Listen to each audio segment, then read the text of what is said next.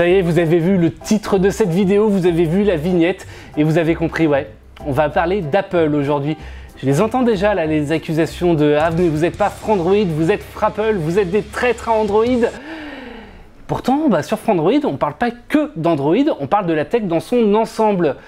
Mais c'est vrai quand même que Android c'est mieux qu'Apple, il n'y a qu'à voir la dernière conférence de la WWDC pour s'en convaincre. Salut à toutes et à tous, c'est Geoffroy de Frandroid et aujourd'hui, vous l'avez compris, on va parler des dernières annonces d'Apple. Vous êtes prêts? C'est parti.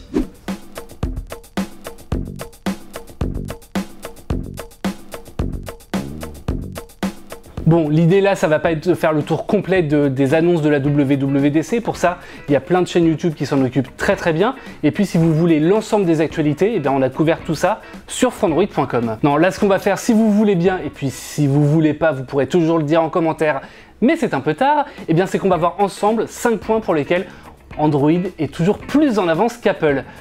Oui, c'est de la mauvaise foi, oui, c'est pas grave. En fait, sur iOS 13, la principale nouveauté annoncée par Apple, ça a été le mode sombre. Oui, le mode sombre.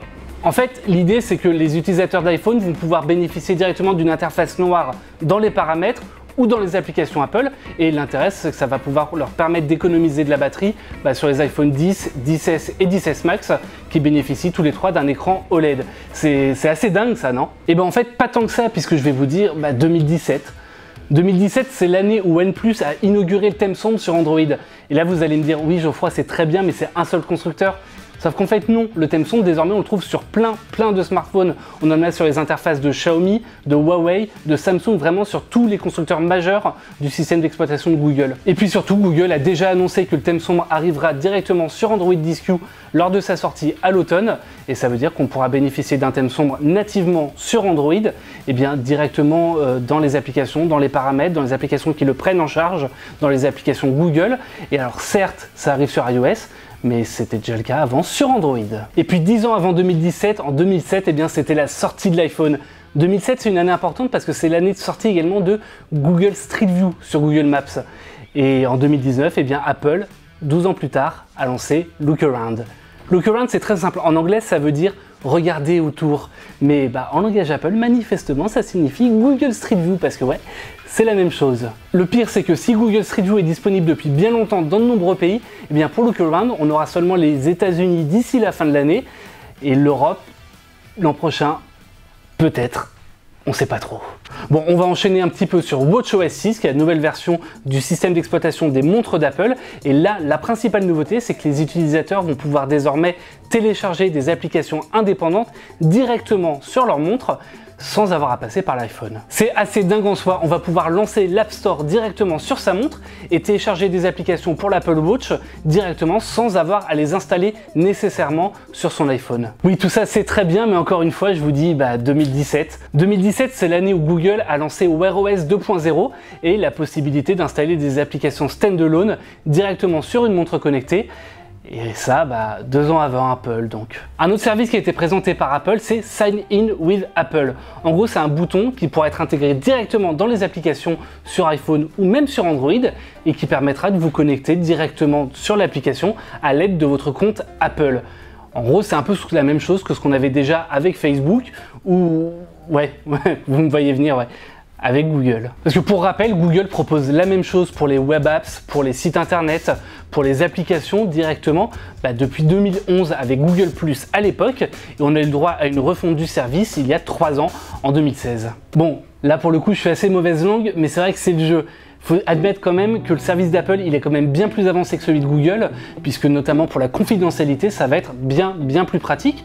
On pourra appuyer sur le bouton et directement s'anonymiser si jamais on n'a pas envie que l'application ait accès à nos données ou à notre mail personnel.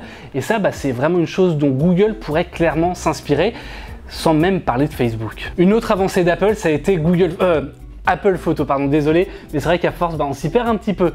Donc, Apple Photo, ça existe depuis un bon moment, mais c'est vrai qu'apparemment, c'était pas suffisant pour Apple, qui a annoncé pas mal de nouveautés. On va désormais avoir la possibilité de zoomer directement dans la galerie photo. On va pouvoir afficher les photos par mois, par semaine, par jour ou par année, si on le souhaite. L'idée, c'est vraiment de faire un journal de votre vie. Et puis, on a même de l'intelligence artificielle qui va s'en mêler, puisque quand on va chercher une photo de chien, donc si tu tapes chien dans la barre de recherche, tu vas avoir des photos de chiens. C'est vraiment vraiment très pratique. On pourra même retoucher les photos avec le contraste, la luminosité, la saturation. Enfin, on pourra vraiment faire plein de choses. Et oui, tout ça, vous l'avez compris, c'est exactement comme Google Photos. On a quand même une nouveauté sur Apple Photos, ça va être pour les vidéos. On va pouvoir choisir de les réorienter si jamais on veut. Bon, c'est vrai qu'en face, avec Google Photos, on pourra quand même directement les stabiliser. Et c'est bien plus utile. Et puis l'une des principales nouveautés directement annoncées par Apple à la WWDC, ça a été iPadOS, un système directement pour les iPads, vous l'avez compris. Et qui dit nouvelle OS dit nouvelle fonctionnalité. On va pouvoir utiliser des widgets sur l'écran d'accueil de l'iPad, on va pouvoir avoir un écran partagé entre plusieurs applications. Il y a même un système de swipe directement sur l'iPad et sur l'iPhone sur le clavier natif. Plus besoin d'installer un autre clavier. Enfin, il y a des trucs comme ça. Sur le Finder, donc le système de navigation de macOS, eh bien, on va pouvoir gérer directement l'iPad et l'iPhone. Plus besoin d'iTunes. Et surtout, le truc qui est dingue, c'est que directement l'iPad et l'iPhone, on pourra connecter une clé USB, une carte SD ou même un disque dur externe. Et ça, bah, vous me voyez venir quoi. Tout ça, ça existait avant sur Android. Alors vous allez sûrement me dire que je suis de mauvaise foi et d'ordinaire, je pourrais pas vraiment vous donner tort parce que c'est vrai que la guéguerre entre Google et Apple, bah moi ça me fatigue quoi, très peu pour moi. Mais là, pour la conférence d'ouverture de la WWDC, j'ai eu un mal fou à voir autre chose qu'une simple remise à niveau d'Apple parce que bah, c'est vrai que si vous avez vu autre chose, n'hésitez surtout pas à nous le dire dans les commentaires parce que, enfin, honnêtement, j'ai vu que ça. En tout cas, merci à toutes et à tous d'avoir suivi cette vidéo. N'hésitez pas à vous abonner à la chaîne YouTube pour d'autres analyses, des tests de smartphones, tout plein de choses. N'hésitez pas à retrouver en bas, directement dans la description, nos principaux articles sur la WWDC 2019. Et quant à moi, je vous fais des bisous et je vous dis à très bientôt sur Frandroid. Bonjour. Bonjour. Bonjour. Bonjour. Bonjour. Et ça tourne.